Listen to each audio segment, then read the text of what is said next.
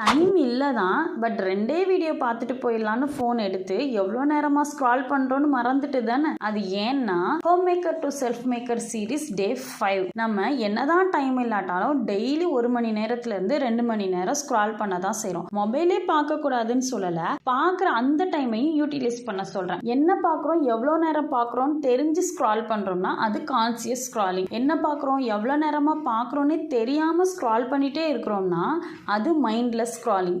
Entertainment கண்டென்ட்டை salt மாதிரி எடுத்துக்கிட்டா போதுமானது, இல்லைனா ஜங்க் ஃபுட் மாதிரி அது நமக்கு கெடுதல் ஆயிரும். இந்த முடிவை நான் முதல்ல எடுத்தப்போ எனக்கு எந்த கண்டென்ட் தேவைப்படுமோ அதை ஃபாலோ கொடுத்துட்டு எனக்கு எது தேவைப்படாதோ அதை அன்ஃபாலோ கொடுத்தேன். என்னதான் அன்ஃபாலோ கொடுத்தாலும் நம்ம எந்த வீடியோவை முழுசாக பார்க்குறோமோ அந்த வீடியோ தான் அடுத்து நமக்கு சஜஸ்ட் ஆகும்.